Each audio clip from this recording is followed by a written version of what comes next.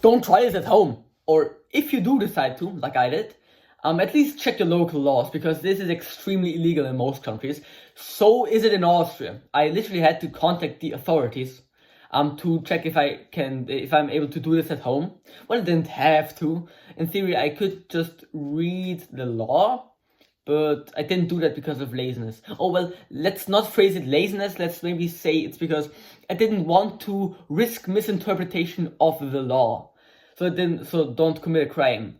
And by the way, sulfuric acid without like a license, you can only own it, at least here in the EU, up to concentrations of only 15%, which is probably for the better good, because, well, for one, you can make explosives with it, with a nitration bath, for which you require sulfuric acid and nitric acid, which you mix. Okay, I'm getting off topic here. And because it's really, really strong, and it's not a regular acid, you know. Actually, the definition of a super acid, which is a strong acid, as the name suggests, is that it's stronger than sulfuric acid. So, yeah, sulfuric acid is really not something which should be handled with without care, I guess. So yeah, let's get into it though. By the way, before getting into the explanation, I have to warn you, it's gonna be pretty long. But still watch it. But if you do not have the attention span to watch it, or I don't know, you just want to see the results, which is, I mean, it's fine too if you already understand the chemistry. I still highly encourage you to watch the explanation, because I think it's interesting.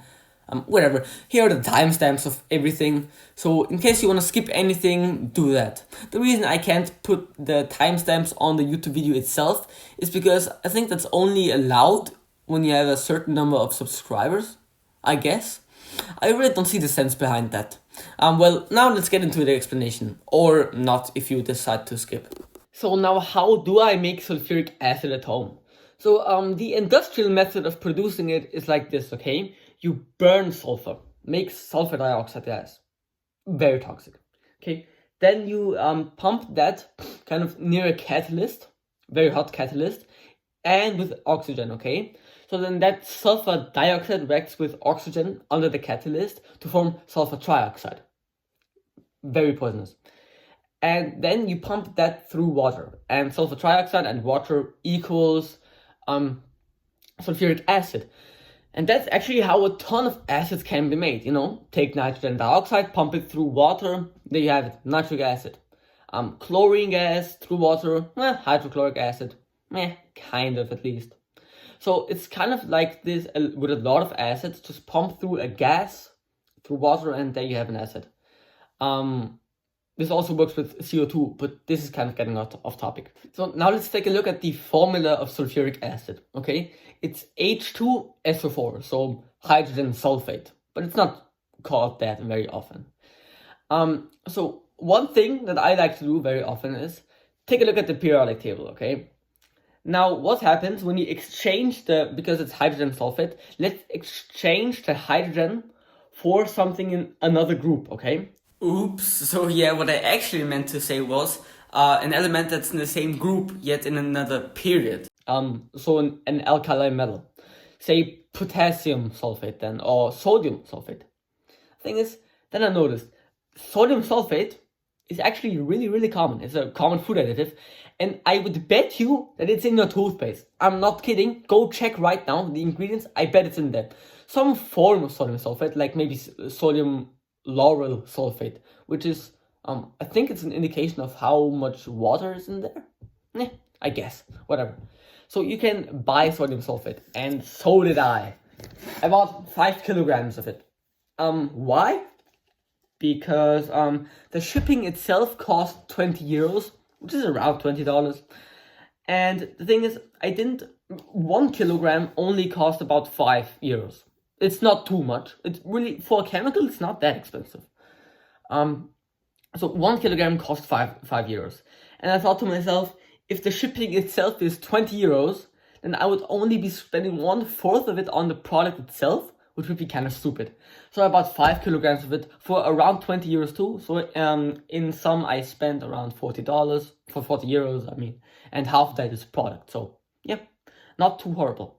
So now, how do we exchange the sodium for hydrogen to get to get our holy sulfuric acid? Well, at first I thought of this very simple reaction. Sodium sulfate plus hydrogen equals sodium metal plus sulfuric acid. And at first I was skeptical, right? But I mean, this was a pretty long time ago. I thought of the concept. I wasn't as trained, whatever. I'm self-taught, so I'm not really trained at all in chemistry. So I wasn't as good in chemistry. I still wouldn't say I am very good. Getting off topic. I'm sorry. So I thought, okay, this seems unfavorable, but I mean, hydrogen is the most energy dense element there is. At, well, I don't know it from memory how much energy it releases, but it is a ton. But the thing is per kilogram or per unit mass it releases much, but actually per molecule, per atom of hydrogen, it's pretty damn weak. And now the reason this equation doesn't just work out, or at least not very exothermically, it would be extremely endothermic, is this, right? So the ionization, okay, I'm sorry, this sitting right here is really uncomfortable. Wait. Okay, I guess that's more comfortable. So back to the explanation. So the ion, basically in sodium sulfate, the two sodium atoms, they give their electrons away to the rather electronegative sulfate ion. So the sulfate ion, it's more electronegative than the sodium, because sodium is not very electronegative. So now let's get to why this stupid reaction is really, really unfavorable. So the thing is, the sodium wants to give its electrons away and the sulfate wants to absorb it. So now the thing is, let's compare the ionization energy of hydrogen and sodium. So ionization energy of hydrogen is around 13 electron volts and sodium is 5 electron volts. Now, what the hell does that mean? Okay, so what the ionization energy is how much energy do you have to put in to kind of put that atom's electron away, to pull it away, okay? So for hydrogen, it requires 13 electron volts, which is moderately much. But for sodium, it only requires 5 electron volts. So what that means is the energy you have to put in to pull away the valence electrons of these elements, it's almost 3 times as high for hydrogen. So this reaction, no, not favorable, because the sodium has a stronger tendency to give its electrons away. So how do you do that actually? How do you exchange the hydrogen with the sodium? So one method would be taking a superacid. So actually pretty coincidentally, a superacid is basically something that's stronger than sulfuric acid, as I've already said. So basically if you take a superacid, or basically anything that's stronger than sulfuric acid, and let it react with the sodium sulfate, is that kind of a reaction occurs. So for example, if you take fluorantimonic acid, I think it was, yeah, that's stronger than sulfuric acid. It's pretty strong actually. Now the thing is, the stronger acid likes to make a weaker acid. So if you have then the fluorantimonic acid, the sodium sulfate, what's gonna happen is the hydrogen and the sodium are kind of gonna switch place to make a weaker acid. You know, it's kind of logical, right? But now that will be extremely stupid, because then you have to make the fluorantimonic acid, you have to get a salt with an alkaline metal of that and an even stronger acid, okay? Because I cannot buy legally any acid that's stronger than sulfuric acid. At least I guess I didn't do much research of that. So now let's find a better way, okay? So now one thing is that ion charge, okay? That sentence was just stupid. Okay, so ion charges, I thought, what about electrolysis, you know? In electrolysis, hydrogen ions are produced at the anode, okay? And so the anode is positively charged, right? The cathode is negative and not positive. And what happens is at the anode, the water is oxidized, forming, I think it was, yeah, oxygen and hydrogen positive ions, right? So what's the sense of hydrogen ions? Well, hydrogen ions or hydronium ions, they're kind of similar, kind of the same thing. Well, you know. And so hydrogen ions are actually what acids are. So now the thing is, in theory, what would be best is just having pure hydrogen ions there, because then you wouldn't have anything kind of making its concentration lower, kind of, if you get what I mean. For example, if you have like sodium sulfate, if you compare sulfuric acid with just pure hydrogen ions, the pure hydrogen ions would be more aggressive because they wouldn't have these big sulfate ions, but you know, whatever. So these ions, they always need a counterpart. So a cation always needs an anion and vice versa. By the way, a cation here is a negative ion and an anion is a positive one, if I remember it correctly. So every hydrogen ion needs, every 2 hydrogen ions need 1 sulfate ion. So how do we get our sulfate ion? Well, sodium sulfate. So how it works is this: you can't just have one container and then do electrolysis, because then all of the products are gonna mix again, right? So you need to have 2 containers and connect them by something that's called a salt bridge. Ions can travel there, but not really the water and the solution, okay? So I think I will make one for myself. I really don't like buying stuff. I just prefer to make it myself for way cheaper. So now how this then will work is I will put the sodium sulfate around everywhere, just a little bit more on the cathode side. I will explain to you why later. And then basically what will happen is the sodium ions, okay, the sodium sulfate is going to dissolve into sodium ions and sulfate ions, okay. Now the sodium ions, they are positive, okay. So what they will want to do is go towards the cathode because it is negatively charged, you know, opposite charges attract. And so what's going to happen is all of the sodium ions, well, not all of them, most of them are going to go towards the cathode side. And the exact opposite is going to happen with the sulfate, because sulfates are negatively charged, right? So they go to the anode side. And with the electrolysis of water, what's going to get produced is at the cathode, it's hydroxide ions. We don't really care about that. And at the anode, it's hydrogen ions, right? So then on the anode compartment, we have hydrogen ions mixed with sulfate ions. What is that? That's the same as sulfuric acid. Great. Now at the cathode, there will be sodium hydroxide produced, which I guess, yeah, that's pretty cool. Sodium hydroxide is pretty useful in chemistry. Now, that was a ton of explaining. Let's get into it. So I've calculated that I will need about 360 grams of sodium sulfate to get a 15% concentration of sulfuric acid in about 1,400 milliliters of water. Why 1,400? Well, it's because this advertised as 1 liter beaker is obviously a little bit higher than just 1 liter. About 1,400 milliliters. So this is what the setup will look like. I think, at least, if I want to adjust anything. So by the way, these things are adjusted, so they're adjusted, okay? So both of them will obviously be filled up with water. I just haven't put water into this one because I will do so later, okay? Wait, let me just close the window real quick. The lawnmower is really loud. Okay, that's better. So this is going to be the anode compartment, and this will be the cathode compartment. You might think, well, there's no way for the ions to travel as of right now, and that's true. Here I have this kind of self-built salt bridge. There's some cotton in it. I hope that the resistance is not too high, which would be bad. So now I will make the salt bridge. How? Well, the thing is, the salt bridge, should be the most conductive part of the whole setup. Why? It's because, well, look at that. That arrow is pretty small, okay? Not arrow, I mean area. Okay, that's pretty small, which means higher resistance for the ions to travel across the 2 compartments, right?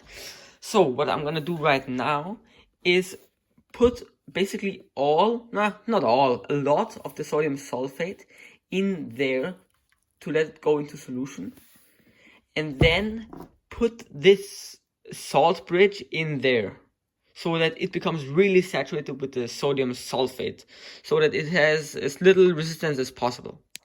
So now I would say I've dissolved around half of the sodium sulfate. So now let's put the salt bridge in there. So now I put on a glove, not because the sodium sulfate is toxic or anything, but just because I feel more comfortable. So, do I do this with my hand? I don't know. Wait, yes I will, screw it, whatever. So, okay. Great. I think I can put off this glove and throw it away. I don't need you anymore. And now let's test how much amps can flow at, say, 12 volts, okay? Let me show you. Just before that, I left the salt bridge in this little thing here. And look, crystals formed. Oh my god, these are so beautiful in reality, but you can't properly see it on the camera. So let's turn it on. 12 volts with a maximum of 3 amps.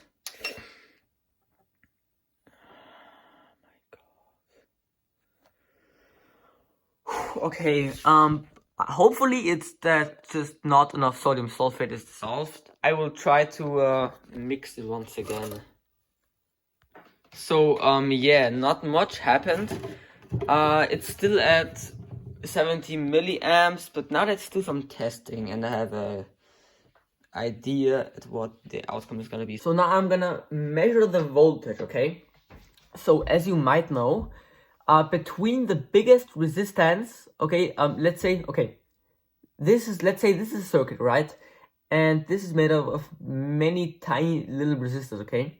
And now I want to know how, okay, for example, okay, the voltage splits between all of these little resistors that we're imagining currently. And yeah, oh, it's really bubbling a lot. Definitely, let's continue. Okay, so the more voltage goes to these little goes to the resistors with much resistance. So if you measure between please don't fall over again.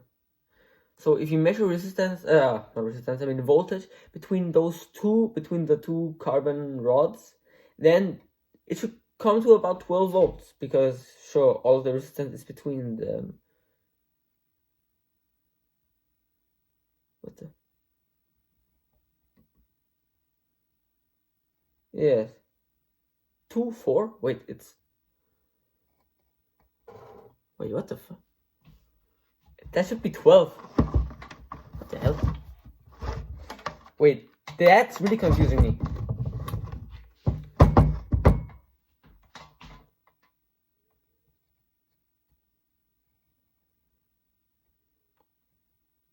Nine volts?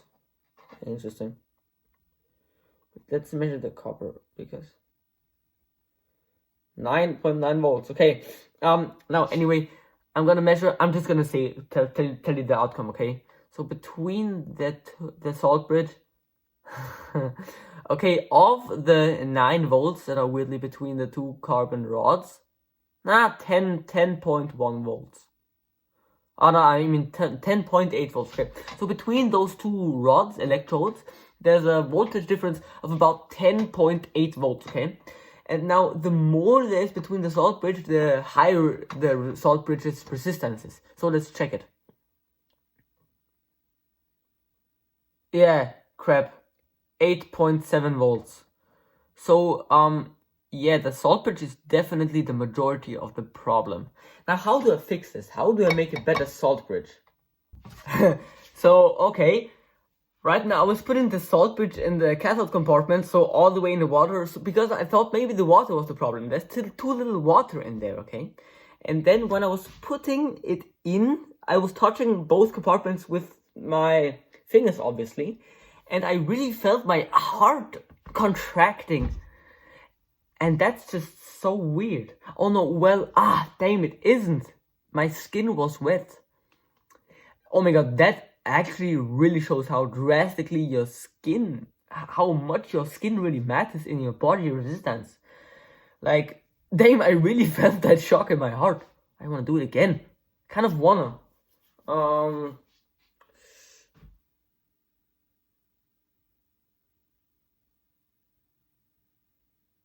Oh, crap. Okay, now not so much is happening because there already is the salt bridge, which has a lower resistance, so much less current flows through me. But yeah, I guess you always have to think, and please take into consideration that your skin's wetness really... Dang, why is it so wet here? Ah, crap, I don't have any paper. Okay, now as in with every electrolysis, the cathode is going to produce hydrogen, and yes, you can see it here a little bit. So the lighter itself just emits a blue flame, right? A little bit of orange sometimes. That's because of fluctuations in the velocity, I guess. But you can really see it well. Especially when it's dim. Oh, that looks so beautiful in real life. Ah, and by the way, I also turn up the voltage a little bit. Why? So, because more current flows. It's about double. Yeah, pretty precisely double. And that's because I didn't... And that's kind of surprising because I didn't even double the voltage. Yeah, pretty close to double though. But one thing that I have experienced sometimes with bad setups is that sometimes when you increase the voltage very much, the current only increases by little. And when you then put the voltage down again to the level it was as before, the current is way lower. And I guess this is not what's happening here. We can test it. Before it was at 70 millivolts, milliamps, and yeah, it still is. So that means the setup is not too horrible. Now, I guess I will just leave this running for, what, a few days? Depends. Yeah, so 20 volts is way too huge for an electrolysis setup. Like usually, the minimal voltage required to break down water with electrolysis is in the range of, I think, wait, if I remember it correctly, it's 1.38 volts, but that is so tiny in comparison to which humongous voltages I use. But I just did it because I was, well, I guess because I was really impatient. So yeah, this will lead to a problem, to a big problem. No, not a big problem. It will not really be a problem. I'm just yapping. Just keep on watching the video. You will see eventually what it causes. I see that more of this oily. I don't know if it actually is oily. It just looks oily. Let me get a screwdriver. Now the question, is this oily? Well, first, let's try burning it. Well, likely nothing will happen. And it didn't, but it's already nighttime and the current has stayed very consistent. Actually, it's decreased by a little. And that's really great. Why is that? It's because, well, at some time, okay, when all the ions are sorted, okay, then no current will flow anymore. I guess. Yes, of course. I was just confused. Now let's see. Okay, really isn't that oily. Looks like I was wrong. Okay, let's leave it. So, by the way, why did the salt bridge get so blue? I don't know. Now let's test the pH. Now I hope it actually shows something in this. What the that doesn't make any sense. It may just be because the pH strips are just so inefficient at measuring something acidic. Yeah, okay. Yeah, that's pretty basic. Also, take a look at that. Is that a solid or does that just look like it? Wait, let me get my screwdriver. Let's see. I'm gonna touch this now. Oh, I'm really... Okay, so now what is this? That is hard. Damn. Ah, crap. Shit. Hey, but the current is not decreasing at all. That's fairly interesting, I guess. Wait. Okay, that's weird. The copper used to go around, totally around here, you know? Did the copper just fall off too? I mean, there shouldn't have been any oxidation on the wire though. But okay, this is weird. Okay, so it's the even next day. So this has been running for 2 days. And crap. Yes, the electrode fell off. And yeah, look at that wire. I do not think that it is safe to use anymore. So now I will have to figure out some way to get this out. But before, let's test the pH. Oh, I do not have a bunch of not taste strips. I mean test strips left. Let's just leave both on. So please be there some type of acidity on there. Come on. Oh, a little bit, right? Wait. Ah, cool. Finally. Some minimal acidity, and now look at this. This is probably very acidic. Yeah, dang. Yeah, but I think the pH itself isn't the problem. It's more that just, well, look at this piece of paper. It just doesn't range very well. I guess it's just not very good at detecting lower pHs, but that's just a guess on my side. So now I will try to first change that wire, and then just see. I try to get the carbon electrodes out. Well, first off, I want to see what happens if I current starts flowing, but only so little. Okay, I just came down in the lab, and I kind of, oh wait, let me turn this on. I kind of saw that, okay, no current is flowing. Oh, good, the reaction may be finished. But then I looked more closely, and then I saw this. What the f***? What the f***?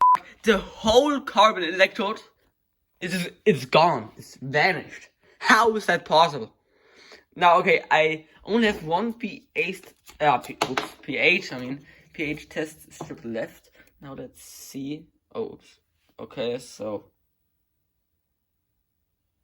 yeah, this shows some results. This is pretty black. Oh yes, this. When I do this, do I get much carbon on there? No, I guess not. By the way, the left indicator right here is a chlorine indicator, and obviously there's no chlorine in here. At least I really, really hope so. It's just because, I guess it's because the carbon is discoloring the liquid so much. So now I'm gonna put the electrode in again to see how much current would flow. Oh, nothing would flow anyway.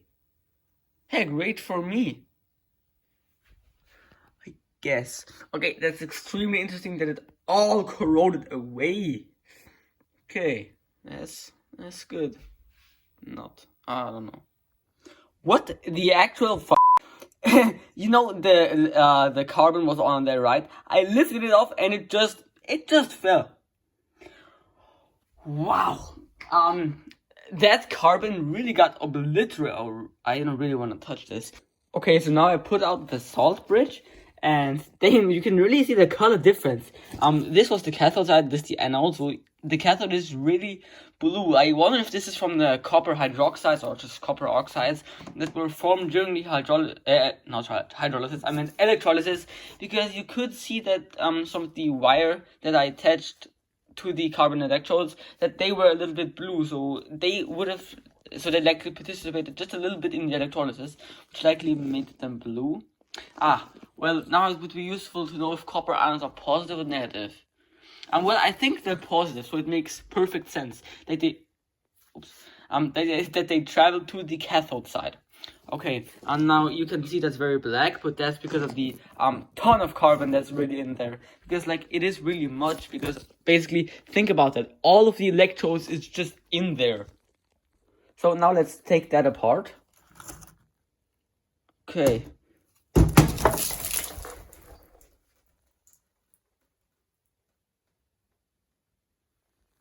It's on my feet. I better go wash them right now. Okay, so I just got out of the shower, and yeah, you can actually see how much this is. Yes, by the way, it all ended up just being fine, And the reason this all happened is because this box on the back right here, you see that little piece of it was stuck to the bottom of my glass, And when I went to set it down, I was looking at the table to see what damage I'd done. Well, not damage per se, but you get what I mean, right? And then was when it fell over. Unfortunate. I guess I will clean this up with vinegar. Because, well, it kind of neutralizes the alkaline solution of the sodium hydroxide. Okay, the smell is horrible now. So now I kind of wished everything with some vinegar. Now let's test the ground's pH to see if it's still any acidic. Well, I don't really care if it's acidic. The vinegar is not such an aggressive acid, but it wouldn't be so great if it still were basic. So let's test it.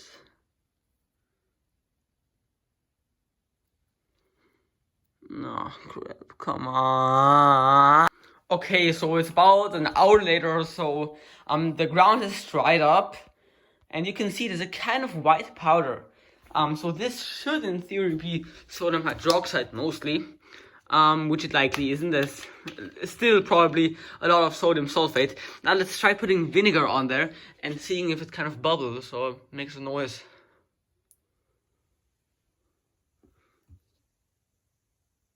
Yes, you can hear it.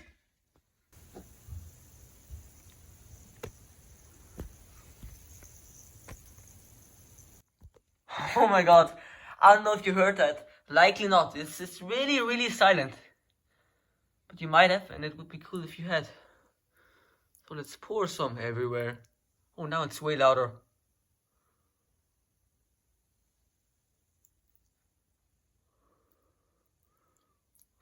Okay, that's okay. Why did I pour so much? Oh my god, it's already stenches. Oh crap. I mean, as much as I tried to avoid the damage, I mean, yeah, I think this table will be permanently scarred. Like, look at all that powder. It might come off in the future when it gets wet a few times and I wish it again. But this table is kind of funny. You know, the places where it gets wet, you can't see it on camera. But in reality, I don't know, that's like 2-3 millimeters that these surfaces become higher. You can't really see it on camera, but in reality, it's really, really intense. Like, oh yeah, here you can see it very, very much. That's actually where this thing used to stand. Now, what do I do with you? So now I will filter the solution into this bottle right here. Please don't let me spill anything. Oh my gosh, that would be not so great. Oh my god, there's so much in there though. I'll have to be quick. Okay. That wasn't too bad. Oh my god. By the way, I also really hope that this is right now not corroding my funnel, because, well, sulfuric acid does you know, corrode some metals. Well, a lot of metals actually. I think I might use this later to get some cool metal sulfates, like maybe iron sulfate. So now I carried everything outside. Now I need to experiment around. So this paper stopped filtering actually. Well, it didn't stop completely. I mean, there's no liquid in there right now. But I mean, really, the liquid that was coming through really slowed down a lot. And I figured just these 200 liters, I could just use them for experimentation right now. I might not use all of it, and that's no problem. I would just filter the rest through in where I keep it. So here I have some sodium aluminate, which I made a pretty long time ago actually, when I was doing that video with sodium hydroxide and aluminum, which I just had there standing around waiting for it to be broken down into something safer and non-toxic. By the way, I also have this hose here, so I can really flush everything away if I do spill something, which, to be honest, I'm known to happen, right? In this video and in the previous sodium hydroxide video. Yeah, that's not great. So first off, I'm gonna get this paper inside there without the funnel, which is still here. Okay, then probably nothing will happen here, right? So sodium aluminate does have a pH a little bit over 7.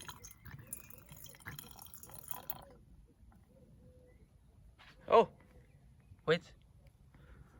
Oh, that was just the initial bubbles, right? No, there is bubbles coming. Wait, let me remove you real quick.